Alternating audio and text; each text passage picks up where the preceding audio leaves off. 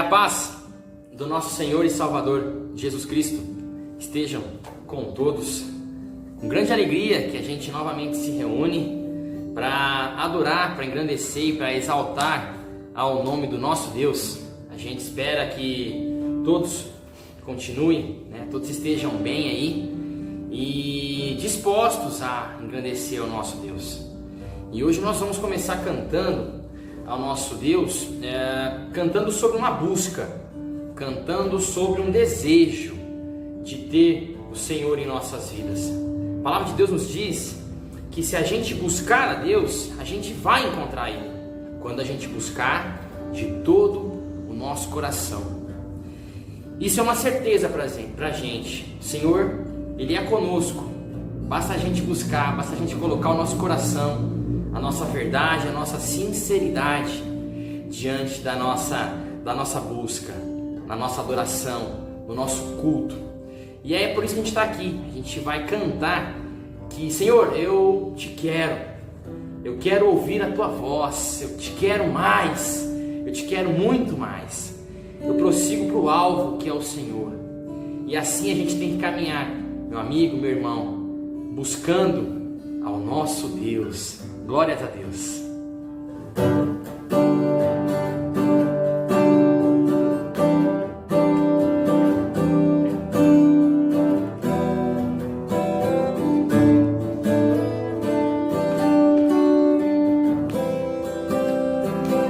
Eu te busco, te procuro, ó Deus. No silêncio tu estás. Eu te busco toda hora, espero em ti. Revela-te a mim, conhecer-te eu quero mais. Senhor, te quero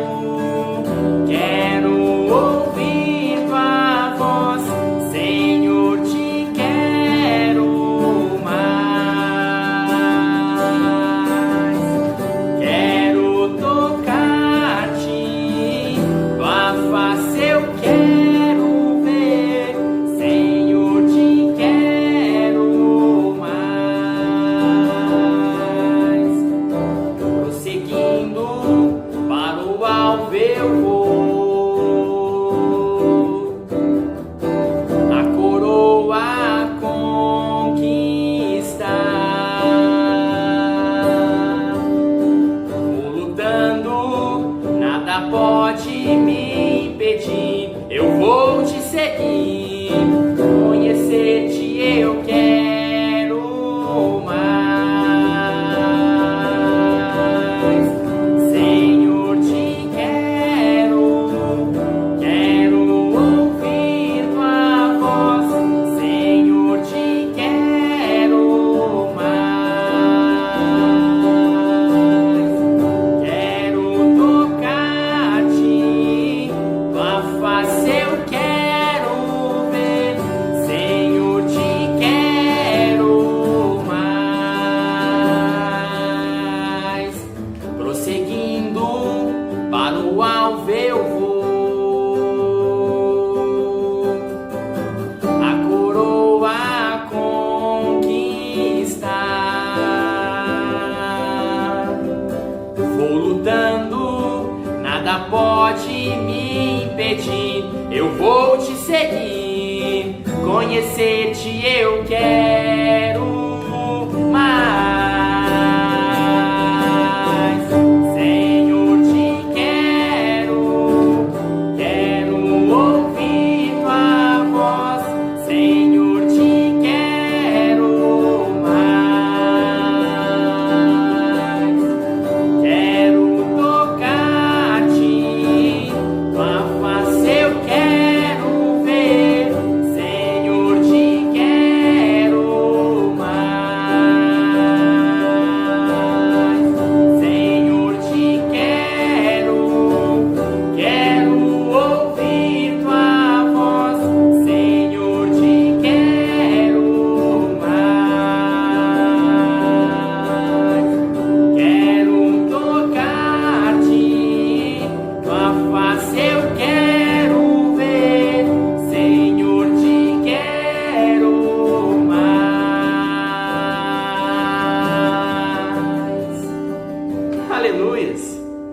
gente queira o nosso Deus mais e mais, que a gente entenda que a gente luta e nada pode impedir a gente de alcançar o Senhor, quando a gente buscar Ele de todo o nosso coração. Senhor, nós te queremos, nós desejamos ouvir a Tua voz. Senhor, nós te queremos mais, muito mais. Bendito é o nome do Senhor. Glórias a Deus. Aleluias. Quando a gente canta, quando a gente reflete em busca ao nosso Deus, nós não estamos falando de um Deus qualquer. Nós não estamos falando de um ser pequeno. Nós estamos falando de um Deus todo-poderoso. A palavra de Deus, no livro de Apocalipse, seu capítulo 1, no versículo 8, nos diz assim: Eu sou o Alfa e o Ômega, diz o Senhor Deus, o Todo-Poderoso, que é, que era e que há de vir. O nosso Deus, Ele é desde o início e Ele é para todo sempre. O nosso Deus é o Todo-Poderoso. O nosso Deus é quem nos dá refúgio. O nosso Deus é quem nos dá proteção. O nosso Deus é quem nos acalma em meio a toda essa instabilidade que a gente está vivendo no momento. O nosso Deus nos dá direção em meio a todo esses caminhos tão tortuosos que temos por aí. É no nosso Deus que nós temos que confiar.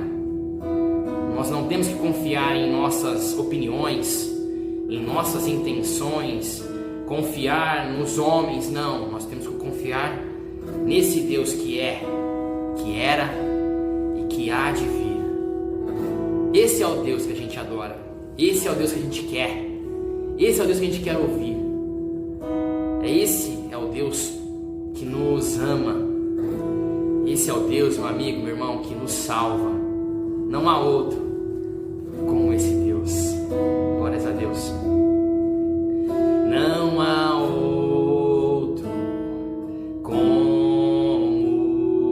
Tu, soberano e fiel. Não há outro como Tu, reina sobre a terra e céus. És o Alfa e Ômega, o início e fim. És o ar que eu respiro, tudo pra mim Tu és. Jesus, Tu és Jesus.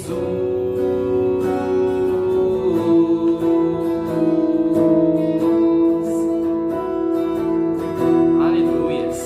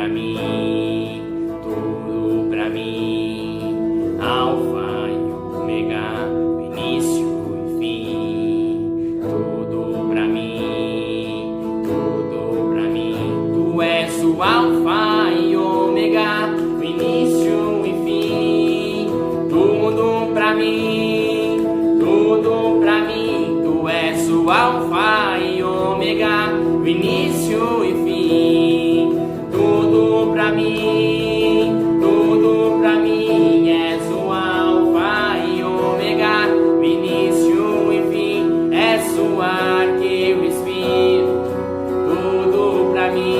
Tu és Jesus, tu és Jesus, és o Alfa e Ômega, o início e fim, és o ar que eu respiro, tudo pra mim. Tu és Jesus,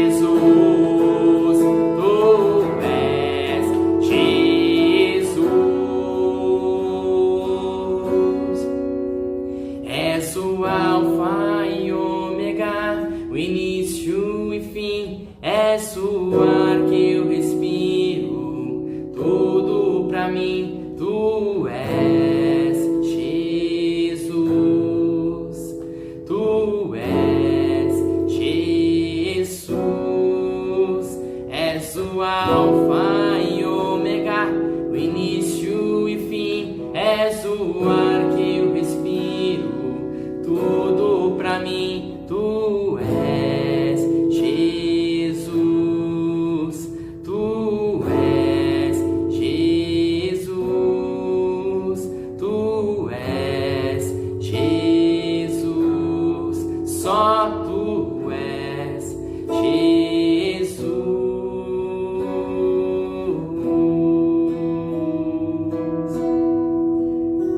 Puxa, a gente pensar que Jesus Cristo é o ar que a gente respira, não há outra definição que a gente ter Ele como tudo pra gente.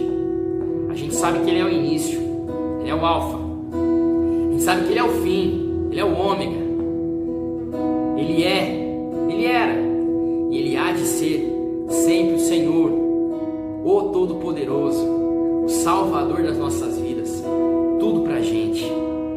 Que esse Jesus possa nos confortar, possa continuar cuidando da gente, possa continuar nos abençoando, nos dando força, nos dando vigor, nos dando vontade de enfrentar todas essas dificuldades que temos na atualidade, porque Ele é todo poderoso, meu amigo, meu irmão, e que a gente creia, que a gente busque a esse Deus com o nosso coração, e com certeza nós o acharemos. Bendito e exaltado é o nome do nosso Senhor e Salvador Jesus Cristo.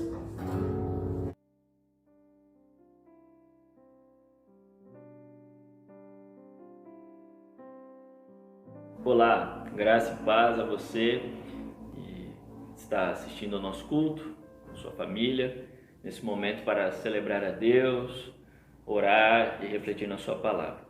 E hoje nós vamos dar sequência à nossa série de reflexões sobre família, com o tema pecado, uma doença a ser combatida. E hoje a gente vai refletir um pouco sobre orgulho, falar um pouquinho sobre este problema, que está dentro de nós. Muitas vezes nós deixamos com que isso tome conta da nossa vida, e a gente vai ver sobre os prejuízos de se viver de forma orgulhosa e também pensarmos aqui numa solução para vencermos este problema chamado orgulho. Para começar, eu quero trazer aqui o significado de orgulho de uma forma bem simples. Orgulho é um sentimento egoísta, admiração pelo próprio mérito, soberba e arrogância.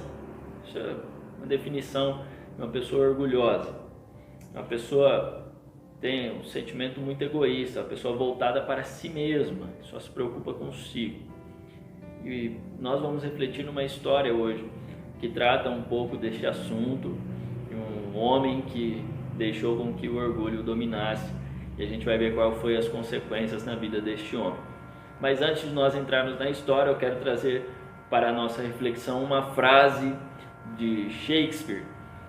Shakespeare ele diz o seguinte: o mundo é um palco e homens e mulheres, não mais que meros atores, entram e saem de cena e ao longo da existência podem desempenhar vários papéis. Quando nós paramos para pensar nessa frase de Shakespeare, ele tem razão, porque ao longo da vida temos muitos papéis a interpretar. De tempos em tempos, nos relacionamos com pessoas diferentes e enfrentamos diversas situações.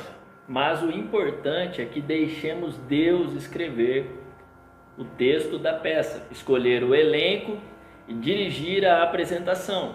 Se não o levarmos em consideração e tentarmos fazer a nossa própria produção, a história terá um fim trágico. E é isso que nós veremos na vida deste homem chamado Caim, o texto que nós vamos refletir hoje no livro de Gênesis, capítulo 4, do versículo 1 em diante. O texto vai contar a história de Adão e Eva, o primeiro casal da humanidade. Eles foram expulsos do jardim por pecar, fazer aquilo que Deus falou para eles não fazerem. E aí o texto vai contar que eles dois têm um filho. E o primeiro filho que eles tiveram, eles deram o nome de Caim. E depois eles tiveram outro filho e deram o nome de Abel. O tempo passa, Abel se torna pastor de ovelhas, enquanto Caim se torna agricultor. Eles desempenham seus trabalhos, seus papéis, a sua vocação. Certo dia, a história vai contar que Abel e Caim também trazem uma oferta a Deus. Caim traz do campo, do fruto do campo, uma oferta, enquanto Abel traz do seu rebanho uma oferta a Deus. E aí a história vai contar que Deus aceita a oferta de Abel, mas rejeita a oferta de Caim. E é em torno deste cenário que eu quero trazer essa reflexão para que você pense um pouco sobre a sua vida, sua família, seus relacionamentos, e que a gente tire algumas lições para que a gente viva de forma melhor, segundo a vontade de Deus. O texto ele não especifica para nós o porquê Deus aceitou a oferta de Abel e rejeitou a de Caim. E aqui algumas pessoas vão ter diferentes opiniões. Alguns vão dizer que Deus aceitou a oferta de Abel porque veio de um animal e de sacrifício, que envolvia sangue também e sacrifício. E vão dizer que a de Caim veio do fruto da terra. Outros vão dizer que Abel trouxe do melhor e Caim ele trouxe de qualquer jeito. Mas quando nós vamos para o texto de Hebreus, capítulo 11, versículo 4, esse texto dá uma clara compreensão do porquê Abel foi aceito. O texto vai dizer para a gente que pela fé Abel ofereceu um sacrifício a Deus e ele foi aceito pela fé. Olha que interessante, o texto mostra para nós que Abel ele era um homem de fé, que tinha a sua vida voltada a Deus e a sua vida era direcionada por Deus, ele tinha um relacionamento com Deus. Mas quando a gente vai para o texto de Gênesis, a gente vê em contrapartida que Caim ele não era um homem que tinha a sua vida dirigida por Deus e que tinha a sua fé firmada em Deus. Por quê? Porque no versículo 5 de Gênesis 4, logo após a oferta dele ter sido rejeitada, Caim ele vai demonstrar o que está dentro dele. Caim ele vai evidenciar qual é o seu sentimento, qual é a sua intenção de fato. Porque o texto vai dizer para a gente que quando Deus aceita a oferta de Abel e rejeita de Caim, Caim ele ficou irado e ele mudou o seu semblante, ele ficou nervoso demais, porque Deus não aceitou a sua oferta. E isso demonstra que a motivação de Caim sobre ofertar e adorar a Deus estava equivocada, porque era uma adoração voltada a si próprio. Como a dele não foi aceita, ele se ira, ele fica nervoso, ele fica bravo, ele muda o seu semblante, porque ele estava fazendo para ser bem visto, ele estava fazendo para ser reconhecido, mas isso não aconteceu. E o fato dele ter sido rejeitado deveria ter provocado uma autorreflexão na vida de Caim, mas não foi isso que aconteceu. porque ele fez alguma coisa de errado, porque o texto vai contar para nós que Deus vê o semblante dele, Deus sabe quais são as suas intenções e vai conversar com ele. E quando Deus vai conversar com Caim, Deus diz a ele: Caim, por que você está assim? Se você tivesse feito o que era certo, você teria sido aceito. Então alguma coisa de errado Caim fez. E aqui a gente pode dizer que é a motivação e a intenção dele. A intenção dele está voltada a si próprio. A intenção dele não estava voltada a Deus e a sua vontade e nem a fé em Deus, mas sim a ele mesmo. Porque ele evidencia isso quando ele não é aceito. E aí ele começa a deixar com que o orgulho o domine. E esse orgulho ferido produziu uma inveja com relação à oferta do seu irmão que foi aceita por Deus e o espírito de vingança que deu luz ao ódio consumidor, gerando a violência por meio do homicídio contra o seu irmão. Caim ficou tão irado por ele não ter sido aceito diante de Deus, que a história vai contar pra gente que ele leva o seu irmão para o campo e mata o seu irmão. Caim, ele comete um grave erro, daquilo que falamos no começo dessa história, com aquela frase do Shakespeare. E é um erro que às vezes nós cometemos também. E isso é um pecado que traz consigo uma série de prejuízos que adoecem a nossa vida, a nossa família e aqueles que nos cercam. Caim, ele está escrevendo o próprio roteiro da sua história, e isso torna uma pessoa extremamente orgulhosa. E quais são os prejuízos que temos quando nós deixamos com que o orgulho nos domine? O primeiro deles que nós podemos listar, uma pessoa que ela deixa com que o orgulho a domine, é uma pessoa que não aceita estar errado. Quando Caim ele fica irado, Deus vai conversar com ele.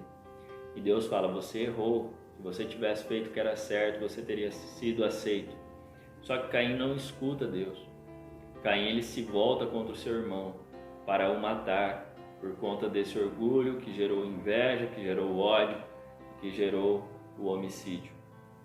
Então, uma pessoa orgulhosa é aquela que não reconhece o seu erro.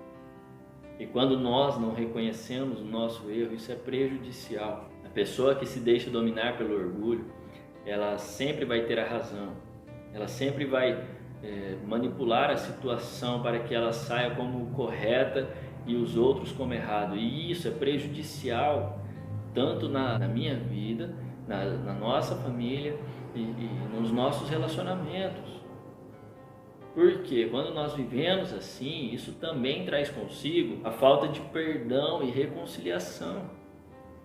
Então, uma pessoa que se deixa dominar pelo orgulho, ela nunca estará errada e ela nunca irá pedir perdão. Ela nunca reconhecerá o seu erro. Ela nunca irá fazer uma autoanálise. E com isso, ela nunca irá se reconciliar com ninguém. Ou ao contrário, que ela também não irá perdoar ninguém. Por que o orgulhoso não perdoa? Porque para ele o perdão é uma humilhação. Eu não vou perdoar porque o que essa pessoa fez foi muito grave. Eu não vou perdoar porque essa pessoa ela me machucou demais. Eu não vou perdoar. Por quê? Porque você não sabe o que eu estou passando. Eu não vou perdoar. Isso na mente da pessoa que se deixa dominar pelo orgulho, é uma questão de humilhação. Perdoar alguém. Só que quando nós vamos para a palavra de Deus, nós vemos que o que a palavra de Deus nos ensina é totalmente o oposto. Mas ainda sobre o orgulho. O orgulho traz consigo o homicídio nos relacionamentos. Porque quanto mais nós deixamos com que o orgulho nos domine, nós não conseguimos nos alegrar com as vitórias dos outros. Nós não conseguimos ficar felizes com as conquistas dos outros. Pelo contrário, o orgulho faz com que a gente tenha inveja. E também nós nunca iremos conseguir, a pessoa orgulhosa, chorar com aqueles que choram, na intenção de ter empatia, na intenção de sentir o que o outro está sentindo. E isso vai matando os nossos relacionamentos. Se isso entra na nossa família, mata o nosso relacionamento familiar também. O orgulho é prejudicial para a nossa vida. O orgulho, ele nos torna pessoas agressivas. Assim como Caim. Caim, ele se torna uma pessoa agressiva. Ele vai e mata o seu irmão. Essas são algumas consequências quando nós deixamos com que o orgulho nos domine. É isso que vai acontecendo na nossa vida, na nossa família, nos nossos relacionamentos. A gente precisa pensar sobre isso, porque o ponto-chave para se vencer o orgulho está aqui, naquilo que a gente falou lá no começo. Deixar com que Deus escreva o roteiro da sua peça ou da sua história. Deixar com que Deus escreva o roteiro. Não sou eu que estou escrevendo o roteiro da minha vida.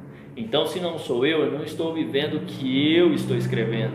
Eu não estou vivendo o que eu quero. Eu não estou vivendo a minha vontade. Pelo contrário, estou vivendo aquilo que o autor da obra está escrevendo, que é Deus. Se Deus for o escritor da nossa história, nós iremos olhar para o seu livro. E qual é o seu livro? É a palavra dele, a Bíblia Sagrada. E eu não só olharei para a Bíblia Sagrada, como também irei tentar praticá-la. Eu irei viver voltado à palavra de Deus, porque eu sei que eu preciso caminhar segundo o escritor. E o autor escreveu como eu devo caminhar, como eu devo viver, como eu devo seguir, tanto na minha vida individual, na minha família e nos meus relacionamentos. E aqui é o que você e eu precisamos pensar e refletir. Quem tem sido o autor da sua obra? Quem tem sido o autor da sua história? É você ou é Deus? Porque se for Deus, você irá conseguir caminhar segundo o seu propósito. E esse propósito de Deus é de uma vida saudável, é de uma vida feliz, é de uma família saudável, de uma família feliz, de relacionamentos saudáveis, de relacionamentos felizes. Mas quando nós caminhamos segundo a nossa própria história, nós vamos caminhando no individualismo, no egoísmo, no orgulho, nas nossas próprias vontades, se tornando pessoas infelizes, pessoas doentes nos relacionamentos, espiritualmente, e isso vai nos matando gradativamente. Pense sobre isso. Não é à toa que a proposta de Jesus para mim e para você, quando Ele nos chama para caminharmos com Ele, a primeira ordem dele é esta: quer caminhar comigo? Primeira ordem, renuncie a você mesmo. Se não há uma renúncia do nosso eu para caminhar com Jesus, nós nunca iremos conseguir caminhar com Ele. É por isso que Ele diz, renuncie a você, porque o pior inimigo que temos somos nós mesmos. E é o nosso eu que nós precisamos vencer. O nosso eu não pode nos dominar. Pelo contrário, o que tem que nos dominar é o Espírito Santo de Deus que está dentro de mim e de você, para que a gente viva segundo o propósito de Deus, segundo a sua vontade, e para que a gente tenha humildade, para que a gente tenha mansidão, para que a gente tenha domínio próprio, e para que assim o fruto do Espírito transborde em nossa vida, que assim a gente caminhe segundo o propósito de Deus. Coloque seus joelhos diante de Deus e ore. Peça perdão pelos seus pecados, reconheça os seus erros e comece a caminhar segundo a palavra de Deus. Renuncie o seu eu, a sua vontade, e assim você terá uma família feliz, uma família saudável, relacionamentos saudáveis e também uma vida saudável na presença de Deus. Deus te abençoe e vamos orar para que Deus nos ajude nessa caminhada. Senhor, muito obrigado por esse momento de reflexão, e aqui podemos pensar e refletir no Teu propósito, na Tua vontade para nossas vidas.